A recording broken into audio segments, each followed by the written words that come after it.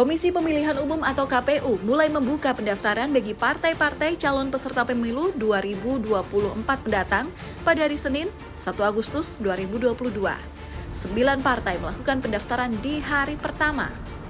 Pada kesempatan ini saya ingin menyampaikan di hari pertama pendaftaran ini ada 9 partai politik yang telah mendaftar ke KPU. PDI Perjuangan menjadi partai politik pertama yang mendaftar menjadi calon peserta pemilu 2024 mendatang. Menyusul kemudian PKP sebagai parpol non-parlemen yang mendaftar dan PKS mendaftarkan diri sebagai peserta pemilu di hari pertama. Mengawali pendaftaran menjadi upaya parpol merebut momentum politik sedini mungkin. Publik itu ingat sesuatu terkait dengan per hari ini, di mana kick-off soal pemilu 2024 itu dimulai. Ini semacam cywar, di mana secara psikologi politik ingin memberikan pesan bahwa partai yang hari ini pertama kali daftar ke KPU adalah mereka yang 100% hakul yakin siap berkompetisi di 2024. Beragam cara dilakukan partai politik ketika mendaftarkan diri sebagai calon peserta pemilu untuk mendapat perhatian publik. Bukan hanya partai-partai yang telah lolos ke parlemen, partai-partai dengan elektabilitas rendah pun membawa keramaian ketika melakukan pendaftaran. Riuh rendah pendaftaran ini harus menjadi awal bagi para calon peserta pemilu dan KPU sebagai penyelenggara untuk memastikan pemilu dapat terselenggara dengan baik tanpa membuang-buang biaya.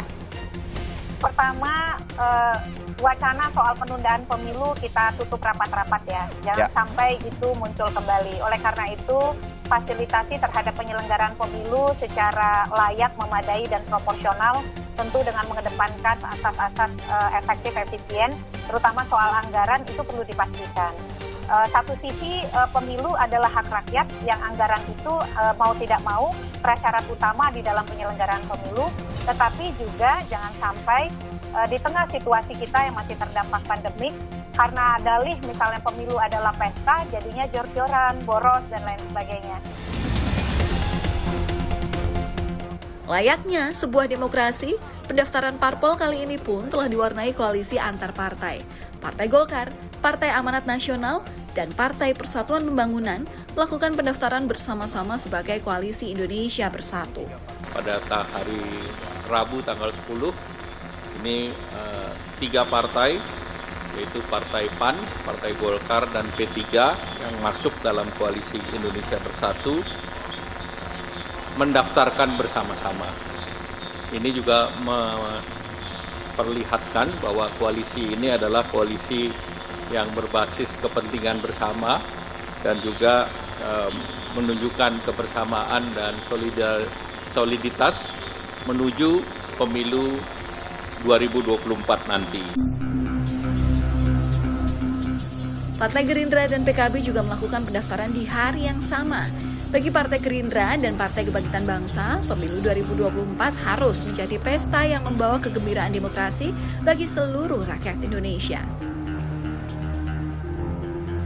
Kita bertekad bahwa kita ingin menghasilkan demokrasi yang baik, dan demokrasi yang baik harus diawali dengan itikat yang baik, bahwa kita akan bersaing dengan semangat, bersaing dengan penuh kompetisi.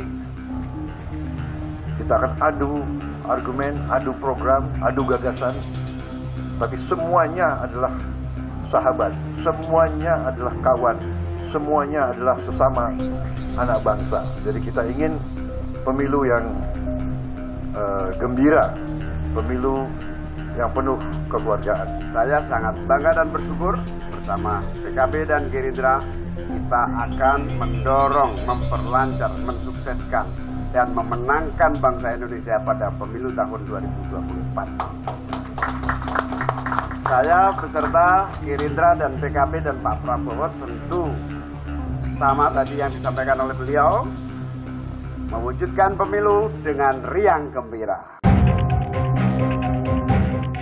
KPU dan parpol calon peserta pemilu telah memulai langkah menuju pemilihan umum. Dalam pidato kenegaraan di depan anggota MPR DPR 16 Agustus 2022, Presiden Joko Widodo mengingatkan jangan ada lagi politik identitas pada pemilu 2024 mendatang.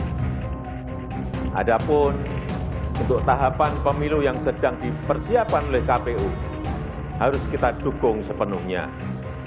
Saya ingatkan, jangan ada lagi politik identitas, jangan ada lagi politisasi agama, jangan ada lagi polarisasi sosial.